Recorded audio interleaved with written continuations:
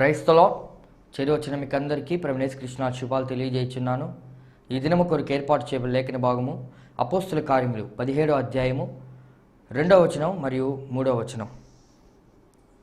కనుక పౌలు తన వాడుక చొప్పున సమాజపు వారి యొద్దకు వెళ్ళి, క్రీస్తు శ్రమపడి మృతుల నుండి లేచుట ఆవశ్యకమనియు, నేను మీకు ప్రచురము చేయు యేసే క్రీస్తే ఉన్నాడనియు లేఖనముల నుండి దృష్టత్వములను నెత్తి విప్పు చెప్పుచు వారితో 3 విశ్రాంతి దినములు తర్కించుచుండెను. Praise the lord.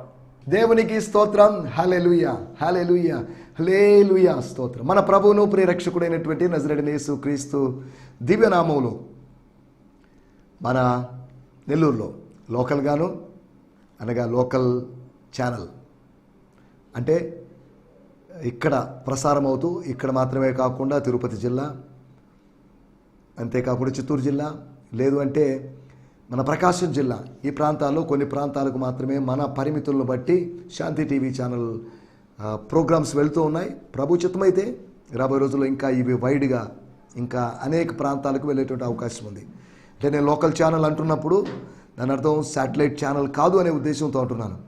కనుక నాన్ శాటిలైట్ ఛానల్ అయినప్పటికీ కూడా మీరు గమనించాల్సిన విషయం, ఉదయం 8 నుంచి 8:30 వరకు ప్రసారం అవుతున్న సమయంలోనే లైవ్ స్ట్రీమింగ్ ఉంటుంది. కాబట్టి స్ట్రీమింగ్ టైమింగ్ అంటే టెలికాస్ట్ అవుతున్న సమయంలోనే, ప్రసారం అవుతున్న సమయంలోనే మీరు యూట్యూబ్లో చూడవచ్చు. కనుక ఎవరు మిస్ కావద్దు. ఒకవేళ మీరు ఆ పర్టికులర్ టైంలోనే ఆ ప్రసారం అవుతున్న సమయంలో చూడలేని పక్షంలో మీరు తీరిక సమయంలో మీరు చూడవచ్చు, అప్లోడ్ అయి ఉంటుంది యూట్యూబ్లో. కనుక సందేశాన్ని మిస్ కావద్దు. ఈ సమయంలో మనం దేవుని వాక్యాన్ని వినడానికి మనల్ని మనం సిద్ధపరచుకుందాం. ఒక చిన్న విషయాన్ని మీకు తెలియజేసి తర్వాత ముందున్న కార్యక్రమంలోకి అనగా వాక్య పరిచయంలోకి వెళ్ళాలని ఆశపడుతున్నాను. గత 2 వారాల క్రితం అనగా జనవరి నెల 31వ తేదీ లాస్ట్ మంత్ 31st దైవజనులు, బుధవారం అనుకుంటాను, దైవజనులు పాస్టర్ జార్జ్ థామస్ గారు అనగా AIM అనగా ఆల్థియా ఇండియా మిషన్ అనేటువంటి సంస్థ యొక్క స్థాపకుడు మరియు ప్రెసిడెంట్ గారైనటువంటి పాస్టర్ జార్జ్ థామస్ గారు, వారు తమిళనాడు రాష్ట్రం నీలగిరి డిస్టిక్ గుడలూరు అనేటువంటి ప్రాంతంలో ఉంటారు. వారి వయసు 71 సంవత్సరాలు. వారు ప్రభు పిలుపుని అందుకొని ఈ లోకాన్ని విడిచిపెట్టి వెళ్ళారు. వారు ఒక మంచి అద్భుతమైన దైవజనుడు అనడంలో ఎటువంటి సందేహం లేదు. అనేక ప్రాంతాలకు వెళ్ళి పరిచర్య చేయడానికి, ఉత్తర భారతదేశంలోనూ వివిధ దేశాల్లో కూడా పరిచర్య చేయడానికి ప్రభు వారికి సాయం చేశారు. నేను ప్రభు కృపను బట్టి 1996వ సంవత్సరం నుంచి 2003వ సంవత్సరం వరకు అనగా సుమారు 7 సంవత్సరాలు వారి సంస్థలో అనగా ఆల్థియా ఇండియా మిషన్ అనేటువంటి సంస్థలో ఉండడానికి ప్రభు సాయం చేశాడు. అక్కడ ఉండి అనేకమైన విషయాలు నేర్చుకోవడానికి, ఎదగడానికి అదొక వేదికగా మారింది. అందును బట్టి నేను ప్రభు నామాన్ని మహిమపరుస్తున్నాను. కాబట్టి పాస్టర్ గారు, వారు విడిచి వెళ్ళినటువంటి కుటుంబం, సతీమణి, 4 పిల్లలు, 3 కుమారులు, 1 కుమార్తె. 1 కుమార్తె అమెరికాలో ఉంటారు, 1 కుమారుడు కెనడాలో ఉంటాడు, 1 పెద్ద కుమారుడు కోయంబత్తూరులో ఉంటూ పరిచర్యలో ఆయన ముందుకు సాగుతున్నాడు. కనుక వారు విడిచి వెళ్ళినటువంటి ఈ కుటుంబం కోసం మీరు ప్రత్యేకంగా ప్రార్థించాల్సిందిగా కోరుతున్నాం. వారి ద్వారా నేను ఎంతగానో ఆత్మీయంగా దీవించబడ్డాను. నేను వివాహ జీవితంలో ప్రవేశించడానికి కూడా కారణం వారే. అంత మంచి దైవజనులు. వారు వాక్య పరిచర్య ద్వారా కూడా అనేకసార్లు నేను దీవించబడ్డాను. నిజ క్రైస్తవ శిష్యత్వం అనేటువంటి శిష్యత్వాన్ని గురించినటువంటి పాఠాలు, అమూల్యమైన పాఠాలు నేను కర్ణాటకలో ఒక బైబిల్ ట్రైనింగ్ సెంటర్కి, ఆల్థియా స్కూల్ ఆఫ్ చర్చ్ ప్లాంటింగ్ అనేటువంటి ట్రైనింగ్ సెంటర్లో రిజిస్ట్రార్గా పనిచేస్తూ ఉన్న సమయంలో వారు ఆ విషయాన్ని వచ్చి బోధిస్తున్నప్పుడు, వారు మలయాళంలో, ఇంగ్లీష్లో బోధిస్తున్నప్పుడు నేను దాన్ని కన్నడలోకి తర్జుమా చేసేవాడిని. దేవుడు వారిని ఇంచుమించు 30-40 సంవత్సరాలకు పైగా వాడుకున్నారని నేను భావిస్తున్నాను. కనుక వారి పరిచర్య మూలంగా అనేక మంది ఆత్మీయ కుమారులు, కుమార్తెలు ఆయా ప్రాంతాల్లో పుట్టారు. వారు పరిచర్య కొనసాగిస్తున్నారు. కనుక పాస్టర్ జార్జ్ థామస్ గారు వదిలి వెళ్ళినటువంటి ఆ పరిచర్య కొరకు మీరు ప్రత్యేకంగా ప్రార్థించాల్సిందిగా కోరుతున్నాం. ఈ సమయంలో ప్రార్థన చేసుకుందాం. పరిశుద్ధమైన మా దేవా, మీకు వందనం చేస్తున్నాం. మాకన్నా శ్రేష్ఠులైన, గనులైన, అభిషక్తులైనటువంటి దైవజనులు ఈ లోకాన్ని విడిచిపెట్టిపోతున్నారు. మీ దాసులు నాయన పాస్టర్ జార్జ్ థామస్ గారిని జనవరి నెల 31వ తేదీ మీరు పిలుచుకున్న విధానం కొరకై మీకు వందనాలు. వారు ఇంకా కొన్ని సంవత్సరాలు భూమి మీద ఉండాలని మేము ఆశించాం, కానీ ఇది ఎందుకు జరిగింది అనేది మేము ప్రశ్నించలేని పరిస్థితి. ఆ హృదయం భారంగా ఉంది మీ దాసుని ఆత్మీయ తండ్రి, ఆత్మీయ నాయకుడైనటువంటి పాస్టర్ జార్జ్ థామస్ గారిని బట్టి. వారి కుటుంబం, వారి సతీమణి, పిల్లల కొరకు మేము ప్రత్యేకంగా ప్రార్థన చేస్తున్నాం. వారికి ఆదరణ దయచేయండి. తండ్రి గారు విడిచి వెళ్ళండి పరిచయను వారు కొనసాగించడానికి వారికి సహాయం చేయమని అడుగుతున్నాను. అనేక చోట్ల ట్రైనింగ్ సెంటర్లు స్థాపించడానికి, అనేక చోట్ల స్వార్థీకరణ చేయడానికి, సంఘ స్థాపనలు చేయడానికి, సంఘాలు బలపరచడానికి మీ దాసుని మీరు వాడుకున్నారు. ఇక్కడ కూడా నెల్లూరులో కూడా కొంతమంది సేవకులకు ఎంతో సహకారిగా ఉండడానికి, ఆత్మీయంగా వారికి చేయూతనివ్వడానికి మీ దాసుని వాడుకున్న విధానం కొరకే మీకు వందనం చేయిస్తూ, ప్రభువా సేవలో ఉన్నటువంటి పెద్దవారి కొరకు మేము ప్రత్యేకంగా ప్రార్థన చేస్తున్నాం. వారు ఏనాడు మీ పిలుపు అందుకుంటారో మాకైతే తెలియదు, కానీ వారు నెక్స్ట్ జనరేషన్ లీడర్స్ను తయారు చేయాలి. అలా తయారు చేసి తిమోతీలను తయారు చేసి, జాషువాలను తయారు చేసి, ఎలైషాలను తయారు చేసి వారు ముందుకు సాగాలని మేము కోరుకుంటున్నాం. ఈ పరిచయం ఇంతటితో మాతో ఆగిపోవడానికి వీల్లేదు, కొనసాగాలి ప్రభువా. తండ్రి, మొదటి శతాబ్దంలో మీరు ఆరంభించిన ఈ పరిచర్య 20 శతాబ్దాల తర్వాత కూడా ఉంది అంటే ఇది మీ కృప మాత్రమే. అనేక మతాలు పుట్టాయి, పుట్టగొడుగుల్లాగా అనేకమైన ఉద్యమాలు వచ్చినప్పటికీ ప్రభువా, ఈ ఉద్యమం ఇలా కొనసాగడానికి మీరు సాయం చేస్తున్న విధానం కొరకే మీకు వందనం చేస్తూ, ఈ సమయంలో మమ్మల్ని అందరూ మీ చేతిలో సమర్పిస్తూ, మీ వాక్యం వినబోతున్నా వినగలిగినటువంటి ఆ భావం, ఆసక్తి మాలో మీరు కలిగించండి. వినదాన్ని వివేచించి దాన్ని మేము మా ఆత్మీయ అన్వయింపుగా మాకు దాన్ని వినియోగించుకోవడానికి సహాయం చేయమని అడుగుకుంటున్నాం ప్రభువా. సార్వత్రిక సంఘం కొరకు, సకల పరిశుద్ధుల కొరకే మీకు వందనాలు. జరుగుతున్న పరిచయం అంతటి కొరకే మీకు వందనాలు. ఈ దినమంతా నాయన ఈ మాటలు వింటున్న వారికి, మీ బిడ్డలైన వారందరికీ, సేవకులైన వారందరికీ ఆశీర్వాదకరమైనటువంటి దినంగా మారగలటూ సహాయం చేయమని అడుగుతున్నాను. తండ్రి, మీకు వందనం చేస్తున్నాం. మీ ఇప్పటివరకు నడిపించినందుకు మీకు వందనం చెల్లిస్తూ, సకల ఘనత, మహిమ, ప్రభావాలు మీకు ఆరోపిస్తూ యేసు నామములోనే ప్రార్థించి అడుగుతున్నాం మా పరలోకపు తండ్రి. Amen, amen, amen. దేవునికి స్తోత్రం. మీ అందరికీ మరొక పర్యాయము ప్రత్యేకమైన వందనాలు. ఆయా సమయంలో మనం సన్నిహితంగా ఉన్న వ్యక్తుల్ని పోగొట్టుకున్నప్పుడు మన హృదయం భారంగా ఉంటుంది. డివిజన్లో పాస్టర్ జార్జ్ థామస్ గారి సంస్థలో నేను 2003లో బయటకు వచ్చినప్పటికీ, 2004లో బయటకు వచ్చినప్పటికీ ఇంచుమించు వారితో మంచి సత్సంబంధం కలిగి ఉన్నాను. అనగా ఇంచుమించు 20 సంవత్సరాలు అయినప్పటికీ కూడా ఆ సంస్థతో నాకు రిలేషన్ కట్ అయినప్పటికీ వారిని ఒకసారి విజయవాడలో పిలిపించుకొని నేను పాస్టర్ల మధ్యలో సేవకుల కూడికలో వాక్య పరిచయం చేయించుకున్నాను. అటు వారిని ఆయా సందర్భాలు పలకరించేవాడిని. కనుక ఈ భూలోకంలో మన గెస్టులాగా, అతిథుల్లాగా ఉన్నాం. ఏదో ఒక రోజు ప్రభు పిలుపుని అందుకుని వెళ్ళిపోవాల్సిందే. ప్రభు పిలుపుకి ఎవరు అతీతులు కాదు అనేటువంటి విషయాన్ని, యవనస్తులు కూడా ప్రభు పిలుపుకి అతీతులు కాదు. మేము ఇంకా అనేక సంవత్సరాలు బ్రతుకుతామని అనుకోవాల్సిన అవసరం లేదు. దేవుడు పిలుపు వస్తుంది, ఎవరిని పిలుస్తాడో మనకు తెలియదు. కనుక మనం ప్రిపేర్డ్ అయి ఉందాం, సిద్ధపడి ఉందాం. నిన్నటి మనం ఎపిసోడ్లో గొప్ప మార్పును గురించి, గ్రేట్ చేంజ్ని గురించి, ఒక రాడికల్ చేంజ్, ఒక విప్లవాత్మకమైనటువంటి మార్పును గురించి మనం మాట్లాడుకున్నాం. అపొస్తలుల కార్యములు 17వ అధ్యాయము 6వ వచనాన్ని ఆధారంగా చేసుకొని మనం మాట్లాడుకున్నాం. 4 విషయాలు, తలకిందులైనటువంటి విషయాలు, అప్సైడ్ డౌన్ అయినటువంటి విషయాలు. చూడండి, తలకిందులైపోవడం, తారుమారైపోవడం. బాబేల్ ఎక్స్పీరియన్స్ కాదు, కానీ ఇంచుమించు బాబేల్ లాంటి ఎక్స్పీరియన్స్, తారుమారు అనుభవం. తలకిందులైనటువంటి Thessalonica was shaken. The city of Thessalonica was shaken. Sheikh అయింది. ఇంతకుముందు ఇటువంటి అలజడి, ఇటువంటి అల్లరి ఎప్పుడు జరిగిన ఒక పొలిటికల్ అలజడి, పొలిటికల్ కమోషన్ జరిగిందేమో కానీ ఒక రిలీజియస్ కమోషన్ ఏమాత్రం జరగలేదు. ఏదేమైనప్పటికీ సత్య సువార్త వస్తున్నప్పుడు అసత్య సువార్తలన్నీ సత్య సువార్త మీద దాడి చేసే అవకాశం ఉంది అనే సంగతిని మనం మర్చిపోకూడదు. ఏ విధంగా క్రైస్ట్ గాస్పల్ తీసుకొని, గత ఎపిసోడ్లో నేను మీకు జ్ఞాపకం చేశాను, సత్య సువార్తను తీసుకొని వచ్చినప్పుడు ఎపిక్యూరియన్ గాస్పల్, అంతేకాకుండా స్టోయిక్ గాస్పల్, లేకపోతే జూయిష్ గాస్పల్, ఇటువంటి ఈ గాస్పల్స్ని, ఈ ఫిలాసఫీస్ని ఖండించడానికి దేవుడు ఒక సేవకుడు పాల్ అనేటువంటి సేవకుడు లేవనెత్తాడనే సంగతి మీకు జ్ఞాపకం చేస్తున్నాను. దేవుని స్తోత్రం, హల్లెలూయా. ఈ కార్యక్రమాలు ఫాలో అవుతున్న వారందరిని బట్టి నేను దేవుని నామాన్ని మహిమపరుస్తాను. వాళ్ళ జీవితంలో ఇటువంటి షేకింగ్ అనుభవం, ఒక చేంజ్ అనుభవం. తలకిందులైనటువంటి తెస్సలోనిక, రెండోది తలకిందులైనటువంటి శత్రు శిబిరం. Enemies camp was షేకెన్. న్యాయాధిపతుల గ్రంథము 7వ అధ్యాయము 13వ వచనంలో ఆ మాట మనం చదువుకున్నాం. మూడవదిగా తలకిందులైనటువంటి చెరసాల, ద ప్రిజన్ వాజ్ షేకెన్. దేవుని స్తోత్రం, హల్లెలూయా. దేవుడు దేన్నైనా షేక్ చేయగలడు. పర్వతముల్లో కదిలించేటువంటి, అనగా పర్వతాలను షేక్ చేసేటువంటి విశ్వాసాన్ని మనకిచ్చినటువంటి విశ్వాసమునకు కర్త, మన పరిస్థితులన్నీ తారుమారు తలకిందులు చేయగలడు. తలకిందులైనటువంటి చెరసాల. నాలుగోది తలకిందులైనటువంటి బెరయ పట్టణం. ప్రస్తుతం వెరయ అనేటువంటి పేరుతో పిలువబడుతుంటే ఆ పట్టణం అది తలకిందులైంది.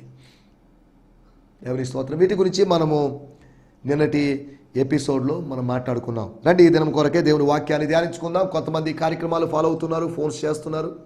గత వారంలో నేను వెంగళరావు నగర్కి వెళ్ళినప్పుడు అక్కడ ఒక ఇంట్లో ప్రార్థన జరిగినప్పుడు, బ్రదర్ రాజేష్ గారి ఇంట్లో ప్రార్థన జరిగినప్పుడు అక్కడ ఆయన చెప్పినట్టు విషయం, సార్ ఇక్కడ ఒక ఆంటీ గారు, ఒక మేడం గారు ఉన్నారు, జోసఫీనా అనేటువంటి మేడం గారు ఉన్నారు. వారు రెగ్యులర్గా మీ ప్రోగ్రామ్స్ వాచ్ చేస్తుంటారు. ఒకవేళ ఆ మేడం గారు ఇప్పుడు ఆ కార్యక్రమం చూస్తున్నట్టయితే వారికి ప్రత్యేకమైనటువంటి వందనాలు తెలియజేస్తున్నాను. మీరు రెగ్యులర్గా చూడండి, ఇంకా కొంతమంది కార్యక్రమం చూడడానికి ప్రోత్సహించండి. మీరు ఫాలో అవుతున్న విధానాన్ని బట్టి నేను ప్రభు నామాన్ని మహిమపరుస్తున్నాను. మీరు ఏ చర్చ్కి వెళ్తున్నారనేది ప్రాముఖ్యమైన విషయం కాదు, మీరు ప్రభువులో ఎంతగా ఎదుగుతున్నారనేది ప్రాముఖ్యమైన విషయం. అది అందరికీ సంబంధించిన విషయం కనుక వారు హౌస్ విజిట్ చేయమని కూడా కోరారు. ప్రభు చిత్తమైతే ఆ సందర్భంలో కాదు, మరొక సందర్భంలో వారి హౌస్ విజిట్ చేయడానికి నేను ప్రయత్నం చేస్తాను. అలాగనే వ్యూవర్స్, టీవీ వ్యూవర్స్, మన శాంతి టీవీలో ఆయన హెచ్చవలసి ఉన్నది అనేటువంటి కార్యక్రమాన్ని వీక్షించే వాళ్ళందరి గృహాలు నేను దర్శిస్తానని కాదు నా మాటలేక ఉద్దేశం. ఒకళ్ళ దేవుని సేవకుడిగా నేను దర్శించడం ఒక డిస్టర్బెన్స్గా ఏమాత్రం మారకూడదు. అవతల వాళ్ళు వెళ్తున్నటువంటి సంఘ కాపరికి అది ఒక అభ్యంతరకరంగా మారకూడదు. ఈ రోజుల్లో చాలా చోట్ల ఇటువంటి షీప్ స్టీలింగ్ అనేటువంటి కాంటెక్స్ట్ ఉంది కనుక అక్కడ వాళ్ళని లాక్కొని సువార్థీకరణ చేయకుండా జరుగుతున్నటువంటి ఆధునిక సంఘ స్థాపన పోకడలు అవంత ఆరోగ్యకరమైన పోకడలు కాదు. సత్యాన్ని చెప్పి లేకపోతే ఉపదేశాన్ని చెప్పి అది అలా కాదు ఇలా కాదు అని చెప్పి వాళ్ళని కన్విన్స్ చేసి సంఘానికి తీసుకొని వాడడం కాకుండా ప్రలోభపరిచే మా చర్చికి రండి, మేము పరిశుద్ధాత్మ అనుభవం మాకు ఉంటుంది, మా చర్చికి రండి, మంచి ఆర్కెస్ట్రా మంచి మ్యూజిక్ ఉంటుంది, మా చర్చికి రండి, మీకు బెనిఫిట్స్ ఉన్నాయి, మా చర్చికి రండి అని ఇటువంటి విషయాలన్నీ. Don't invite the people to the church, invite the people to Christ. క్రీస్తు దగ్గరికి రమ్మని ఆహ్వానం ఇవ్వాలంతవరకే తప్ప మా స్థానిక సంఘం, మా సంఘమే గొప్పది అని దయచేసి ఇటువంటి నకిలీ గాస్పల్ని మీరు ప్రీచ్ చేయొద్దు. Gospel is about Christ, gospel is not about the church. సంఘాన్ని గురించి కాదు, మన వీక్లీ ప్రోగ్రామ్స్ గురించి కాదు, మన ప్రోగ్రామ్స్లో చేసే ప్రీచింగ్స్ని గురించి కాదు, మనకు వచ్చేటువంటి కాంగ్రిగెంట్స్ని గురించింది. మాకు 500 మంది వస్తారు, 1000 మంది వస్తారని అతిశయించి చెప్పుకునేది కానే కాదు. That's not gospel. సరే, ఏదేమన్నప్పటికీ వీటిలోకి వెళ్ళడం లేదు కాబట్టి ప్రభు నామాన్ని మహిమపరుస్తున్నాను. ఈ కార్యక్రమం ఇంకా అనేకులకు చేరాలి. ఈ కార్యక్రమం మీకు ఎంతగా ఆశీర్వాదకరంగా ఉందో మీరు నాకు తెలియజేయండి. దాన్ని బట్టి నేను సంతోషిస్తాను, ప్రభువుని స్తుతిస్తున్నాను. స్తోత్రం. ఈ కార్యక్రమం మీది. ఈ కార్యక్రమాన్ని ఎంకరేజ్ చేయాల్సిన బాధ్యత మీది. అనగా ఫైనాన్షియల్ హెల్ప్ చేయమని నేను అడగడం లేదు. ఫైనాన్షియల్ హెల్ప్ నీకు ఎలా అని మీరు అంటారేమో. యెహోవా ఈరే, అబ్రహాము దేవుడు యెహోవా ఈరే అని పిలువబడిన వాడైతే అబ్రహాము కుమారుడైన దావీదు కుమారుడైన యేసు క్రీస్తు యొక్క దాసులంగా మనం కూడా సేమ్ ప్రిన్సిపుల్స్లో, సేమ్ అడుగుజాడల్లో, సేమ్ ఫుట్ స్టెప్స్లో నడవలసిన అవసరం ఉంది. యెహోవా ఈరే. అబ్రహాము జీవితంలో యెహోవా ఈరే, దావీదు జీవితంలో యెహోవా ఈరే. అంతేకాకుండా యేసుక్రీస్తు జీవితంలో యెహోవా ఈరే, మన జీవితంలో కూడా యెహోవా ఈరే, నా జీవితంలో కూడా యెహోవా ఈరే. కాబట్టి ఈ టీవీ ప్రోగ్రామ్స్ కట్టాల్సినటువంటి అమౌంట్ విషయం కావచ్చు, ఇంకేదైనా మినిస్ట్రీ రన్నింగ్ కోసం కావాల్సిన ఫైనాన్సెస్ కావచ్చు, అవన్నీ దేవుడు ఇస్తున్నాడు, ఇచ్చాడు. 29 సంవత్సరాలుగా ఆయన ఇచ్చి పోషించి నడిపించాడు. ముందు కూడా నడిపిస్తాడని నేను భావిస్తున్నాను. ఈ సమయంలో మనం దేవుని వాక్యాన్ని ధ్యానించుకుందాం. మన ధ్యానం నిమిత్తమై అపోస్తల కార్యములు 17వ అధ్యాయము 2-3 వచనాలు కలిసి ఉన్నాయి. Book of acts 17th chapter verse 2 and 3. గనుక పౌలు తన వాడుక చొప్పున, తన అలవాటు చొప్పున సమాజ మందిరపు వారి దగ్గరికి, సమాజ మందిరానికి వెళ్ళి యేసుక్రీస్తు క్రిస్టోస్ అనగా అభిషక్తుడు శ్రమపడి, అభిషేకించబడి లోకానికి పంపించబడిన యేసు శ్రమపడి శవముగా మారినటువంటి ఆయన, నిర్జీవుడిగా మారిన ఆయన మృతుల్లోంటి లేచుట ఆవశ్యకము అనియు నేను నీకు ప్రచురము నేను మీకు ప్రచురము చేయు యేసుక్రీస్తు ఉన్నాడని యేసే క్రీస్తయి ఉన్నాడని. నేను మీకు ప్రచారం చేస్తున్నటువంటి ప్రకటిస్తున్నటువంటి యేసే క్రీస్తయి ఉన్నాడని లేఖనములో నుండి అనగా వాక్యములో నుంచి, ధర్మశాస్త్రంలో నుంచి, పాత నిబంధనలోంచి దృష్టాంతములనెత్తి దృష్టాంతములను, ఎగ్జాంపుల్స్ని, ఇలస్ట్రేషన్లు ఎత్తి విప్పి చెప్పుచు వారితో 3 విశ్రాంతి దినములు, 3 సబత్ డేస్, 3 సాటర్డేస్ వారితో తర్కించుచు వచ్చెను. దేవుని స్తోత్రం. వాడుక భాషలో కూడా చదువుకుందాం. దానికి ముందుగా నేను బ్రియాన్ సిమ్మన్స్ గారి తర్జుమాలో వచ్చి నేను చదువుతాను. అపోస్తల కార్యములు 17వ అధ్యాయము 2-3 వచనాలు. యాజ్ దే కస్టమర్లీ డిడ్, వారు వాడుక చొప్పున చేసినట్లుగా, పౌలు తన వాడుక చొప్పున అని కాదు. They went to the synagogue to speak to Jews from Torah scrolls. వారి యొక్క ధర్మశాస్త్రపు చుట్టల్లో నుంచి, కొత్త నిబంధనలోంచి అని కాదు, వారు విశ్వసిస్తున్నటువంటి వారి ప్రామాణిక గ్రంథాలు, ప్రామాణిక పుస్తకాలు, ప్రామాణిక సాహిత్యమైనటువంటి వారి యొక్క కెనానికల్ లిటరేచర్లోంచి, లేకపోతే వాళ్ళ యొక్క హోలీ స్క్రిప్చర్స్లో నుంచి వారితో మాట్లాడాలి అనే ఉద్దేశంతో, జస్ట్ మేబీ గాస్పల్ లైట్గా టచ్ చేసి జీసస్ను గురించి చెప్దామనే ఉద్దేశంతో, యేసును మహిమపరచాలని, సమాజ మందిరంలో యేసునామాన్ని హెచ్చిద్దామని, సమాజ మందిరంలో యేసును పరిచయం చేద్దామని, తమలో ఉన్న యేసును సమాజ మందిరంలో పరిచయం చేసి, సమాజ మందిరంలో నుంచి యేసుని సహృదయుల యొక్క హృదయాల్లోకి పంపిద్దామని, చేరవనిద్దామనేటువంటి ఆలోచనతో, శ్రేష్టమైన ఆలోచనలతో for 3 weeks Paul challenged them. 3 weeks Paul challenge చేసినట్ట. 3 వారాలు వాళ్లకు సవాళ్లు విసిరాడు. దేని గురించి? నన్ను ఎవరైనా ఓడించండి, దమ్ముంటే రండి, నిరూపించండి, నిరూపించిన వాళ్ళకి అంత ఇస్తాను అని కాదు, ఇవన్నీ కాదు, ఇటువంటి వెర్రి సవాళ్ళు కాదు. కానీ యేసే క్రీస్తు. Paul challenged them by explaining the truth. Explaining the truth. The truth should be explain. సత్యము అర్థం కానప్పుడు, సత్యము గ్రహించడానికి వీలు కానప్పుడు దానికి ఒక వ్యాఖ్యానం అవసరం. వాక్యానికి వ్యాఖ్యానం అవసరమే. And proving to them the reality of the gospel, that Messiah had to suffer and die, then rise again from among the dead. He made it clear to them, saying, I come to announce to you that Jesus is the anointed one, the Messiah. ఇంతకుముందు సమాజ మందిరానికి వెళ్ళడం ఉద్దేశం వేరు, కానీ ఇప్పుడు సమాజ మందిరాలు రావడంలో ఉన్న ఉద్దేశం వేరు. ఒక నూతనమైన పౌలుగా, ఏ న్యూ మ్యాన్గా, న్యూ పాల్గా నేను మీ దగ్గరికి వస్తున్నాను. I want to declare that Jesus is the Messiah. మనం ఎదురు చూస్తున్నటువంటి మెస్సియా ఆయనే అని చెప్పడానికే వచ్చానండి. సమాజ మందిరంలో ఆఫరింగ్ కోసమో లేదా దేని వేరే ఉద్దేశంతో నేను రాలేదండి. ట్రై టు అండర్స్టాండ్ మీ అన్నట్టుగా పౌలు గారు మాట్లాడిన మాటలు మనం చూస్తున్నాం. మాట చదువుకుందాం వాడుక భాషలో కూడా. స్తోత్రం. అలవాటు ప్రకారం ఎస్ అక్కడ 3 శనివారాలు గడిపాడు. విషయాలు తర్కించాడు.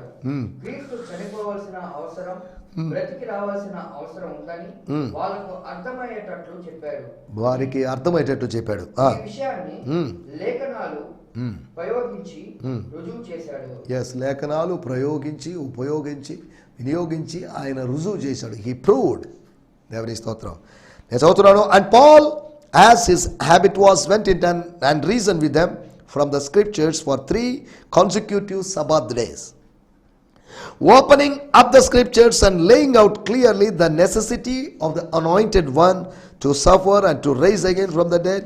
And this Jesus, whom he said, I proclaim to you, is the anointed one. ఈయనే నాకు మెస్సియా అని అనిపిస్తుందండి అని కాదు. He's proving. He was convinced. ఆయన ఒప్పించబడ్డాడు కాబట్టి ఒప్పించడానికి ప్రయత్నం చేస్తున్నాడు. ఆయన పరిశుద్ధాత్మ వలన ఒప్పించబడ్డాడు. సత్యం అంటే ఏంటో తెలుసుకునే విధంగా ఒప్పించబడ్డాడు కాబట్టి ఒప్పిస్తున్నాడు. ఒప్పించబడిన వాడే ఒప్పించగలడు. నేనే ఒప్పించబడినప్పుడు నేను మిమ్మల్ని లేకపోతే ఇతరులని ఏమని ఒప్పించగలను? నాకే సరిగా అవగాహన లేనప్పుడు. ఒప్పించబడ్డం ఉన్నప్పుడు ఒప్పించబడ్డ వ్యక్తికి అవగాహన కలుగుతుంది. The convinced man, he got some comprehension. ఆయన కొద్దిగా అవగాహన పూర్తిగా ఏర్పడదా అని అంటారేమో, అవగాహన ఏర్పడుతుంది. ఈ అవగాహనను బట్టి why don't I try some more people, కొంతమంది ఎందుకు ట్రై చేయకూడదు, నా సోదరులకి, నా కుటుంబ సభ్యులకు కావచ్చు, నా ఇరుగు పొరుగు వారికి కావచ్చు, నా జూయిష్ కమ్యూనిటీకి ఎందుకు చెప్పకూడదు నేను. గత ఎపిసోడ్లో మనం ఆ యూదుల సమాజ మందిరాల్లో పరిచర్యను గురించి, 8 సమాజ మందిరాల్లో జరిగిన పరిచర్యను గురించి మనం మాట్లాడుకోవడం జరిగింది. దేవుని స్తోత్రం, హల్లెలూయా. ఈ సమయంలో మనం ఆలోచిస్తున్నటువంటి విషయాలు,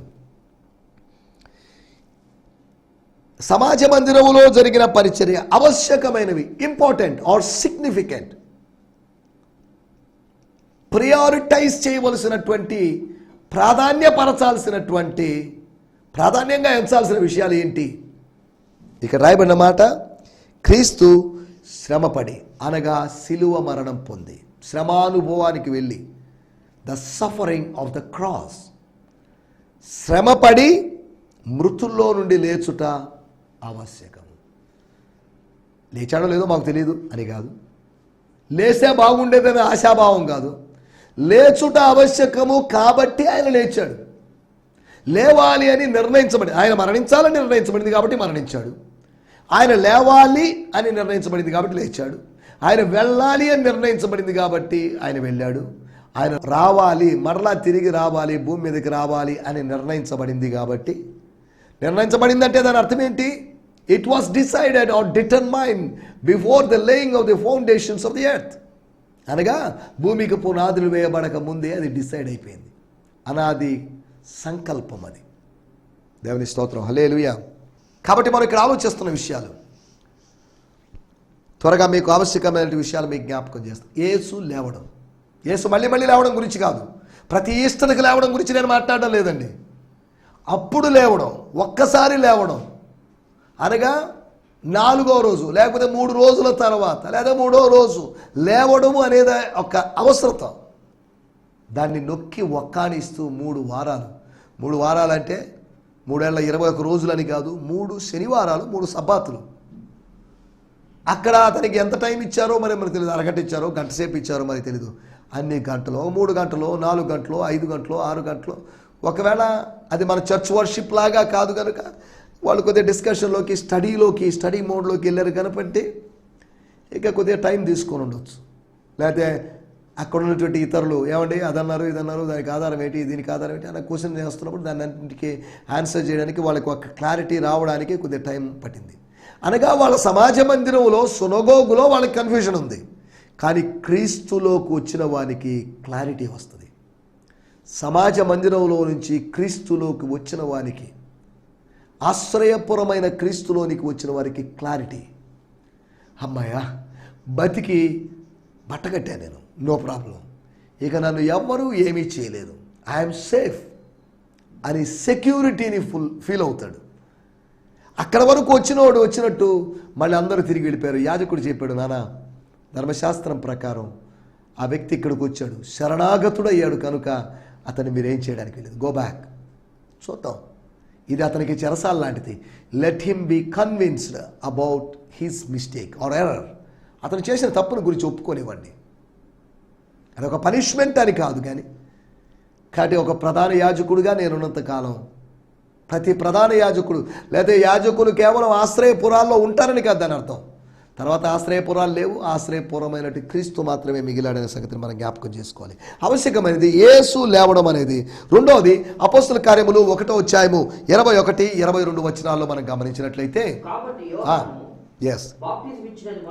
యోహాను గారు బాప్తిసం ఇచ్చినది మొదలుకొని మన యుద్ధ నుండి పరమకు చేర్చబడిన దినము వరకు ఆయన మన మధ్య సంచరించుచుండిన కాలమంతయు మనతో కలిసి ఉన్న వీరిలో ఒకడు ఆయనతో కూడా ఆయన పునరుత్థానమును గూర్చి సాక్షి అయి ఉండుట ఆవశ్యకము. సాక్షిగా ఉండడం, సాక్షి ఆవశ్యకమని కాదు, సాక్ష్యం చెప్తాడు. దేని గురించి సాక్ష్యం? పునరుత్థానాన్ని గురించి. The testimony or the witness about the resurrection of Jesus Christ. యేసుక్రీస్తు యొక్క పునరుత్థానమును గురించిన సాక్ష్యం. వాళ్ళందరూ అదే చెప్పారు. యేసుప్రభు సిలువకు సాక్ష్యం అని కాదు, యేసుప్రభు యొక్క మరణానికి సాక్ష్యం అని కాదు, యేసుప్రభు యొక్క పునరుత్థానానికి సాక్ష్యం. ఆ పునరుత్థానపు ఆ లిటరల్ మూమెంట్స్లో వాళ్ళు ఎవరు లేరు. అయినప్పటికీ కూడా వాళ్ళు సాక్షులుగా ఉండడానికి పరిశుద్ధాత్మ దేవుడు సాయం చేశాడు. యేసు యొక్క పునరుత్థానాన్ని గురించిన సాక్ష్యం యొక్క అవసరత. మూడోది అపోస్తుల కార్యములు 3వ అధ్యాయము 21వ వచనంలో మనం గమనించినట్లయితే, అన్నిటికీ కుదురుబాటు కాలములో yes వచ్చునని దేవుడు ఆది నుండి తన పరిశుద్ధ ప్రవక్తల నోట పలికించెను. yes అంతవరకు అంతవరకు యేసు పరలోక నివాసి అయి ఉండుట ఆవశ్యకము. It's needed, it's necessary that he should be in heaven. యేసు యొక్క నివాసం యొక్క ఆవశ్యకత, యేసు యొక్క పునరుత్థానం యొక్క ఆవశ్యకత, యేసు యొక్క పునరుత్థాన ప్రకటన గురించిన ఆవశ్యకత, యేసుక్రీస్తు యొక్క నివాసం యొక్క ఆవశ్యకత. అపోస్తల కార్యములు 13వ అధ్యాయము 46వ వచనం. అప్పుడు పౌలును బర్నబాయు ధైర్యముగా ఇట్లనిరి, దేవుని వాక్యము మొదట మీకు చెప్పుట అవశ్యకమే. దేవుని వాక్యము మొదట మీకు చెప్పడం, మొదట యూదులైన మీకు చెప్పడం, మొదట మీలాంటి వాళ్ళకి చెప్పడం, మొదట మత ఛాందసవాదులకు చెప్పడం ఆవశ్యకం. It is necessary to preach the word of God to you first. తర్వాత 5వదిగా ఒక మాట నేను చెప్పి ముగిస్తాను. అపోస్తుల కార్యములు 19వ అధ్యాయము 36వ వచనం. ఈ సంగతులు నిరాపేక్షమైనవి yes కనుక మీరు శాంతము కలిగి ఏదియు ఆతురపడి చేయకుండా అవశ్యకము. దేవుని స్తోత్రం. ఆవశ్యకమైనటువంటి అవసరమైనటువంటి ఇంపార్టెంట్ ఒక విషయాన్ని కూడా మనం జ్ఞాపకం చేసుకుందాం. చాలా విషయాలు ఉన్నప్పటికీ మనకు సమయం లేదు కనుక మనం కొన్ని విషయాలు మాట్లాడుకుంటున్నాం. Since no one can deny it, you should all just be quiet, calm down and don't do anything hastily. తొందరపడి మాట్లాడొద్దు, తొందరపడి ఏమి చేయొద్దు, తొందరపడొద్దు, కూల్, ప్రశాంతంగా ఉండండి. ప్రశాంతంగా ఉండాల్సిన అవసరతను గురించి ఆయన మాట్లాడుతున్నాడు. అక్కడ ఉన్నటువంటి వాళ్ళ లోకల్ లీడర్. దేవుని స్తోత్రం. కొన్ని ఆవశ్యకతలు ఉన్నాయి. ఏది తొందరపడి ఆతురపడి హడావిడిగా ఏది చేయొద్దు. ఆలోచించి చేయండి, ప్రార్థించి చేయండి, సమయం తీసుకుని చేయండి. దేవుని స్తోత్రం. నా మాటలు ఇక్కడ ముగిస్తున్నాను. 5 విషయాలు మీకు జ్ఞాపకం చేశాను. యేసు లేవడం యొక్క ఆవశ్యకత. రెండవది యేసు యొక్క పునరుత్థానమును గురించినటువంటి సాక్షి యొక్క ఆవశ్యకత. అనగా 12th అపోస్తల యొక్క అవసరతను గురించి. చీట్లు వేసుకున్నారు, వాళ్ళు అపోస్తలను ఎన్నుకున్నారు, ఇది వేరే విషయం. మూడవది యేసు యొక్క నివాసం, పరలోక నివాసం, అనగా నరావతారానికి పూర్వం ఉన్నటువంటి ఆయన స్థితిని గురించినటువంటి విషయాలు తెలుసుకోవాల్సిన అవసరం ఉంది. 4వది యేసు యొక్క వాక్య ప్రకటన. వాక్యం ప్రకటించబడాలి ఎవరికైనా సరే. మొదట యూదులకి, రక్షణ యూదుల్లోంచి వచ్చింది కాబట్టి యూదులకి సువార్త మొదట ప్రకటించబడాలి అనే ఉద్దేశంతో ప్రకటించాలని చూసినప్పుడు వాళ్ళు రిజెక్ట్ చేశారు. 5వది అపోస్తుల కార్యములు 19వ అధ్యాయము 36వ వచనం. ఏది తొందరపడి ఏది చేయకపోవడం. కాబట్టి దేవుని బిడ్డలు వేగిర పడకుండా నిదానిస్తూ ప్రభు యొక్క నడిపింపు ప్రకారం ముందుకు సాగడానికి, ఆవశ్యకమైన విషయాల మీద దృష్టి పెట్టడానికి ప్రభు మనందరికీ సహాయం చేయనుగాక. ఆమేన్. హల్లెలూయా, హల్లెలూయా. మీ అందరికీ వందనాలు. ఈ సందేశము మీకు ఆశీర్వాదకరంగా ఉందని నమ్ముచున్నాము. ప్రార్థన అవసరతల కొరకు మమ్మల్ని సంప్రదించవలసిన మా చిరునామా గిద్యోన్ మిషన్ చర్చ్, 6వ వీధి, శాంతినగర్, నెల్లూరు 4, ఆంధ్రప్రదేశ్. పిన్ 524004. మా ఫోన్ నంబర్లు 7036443613 మరి ఒక నంబర్ 9392293010. మా ఈమెయిల్ ఐడి gfihmi2015@gmail.com. దేవుడు మిమ్మును ఆశీర్వదించునుగాక. ఆమేన్.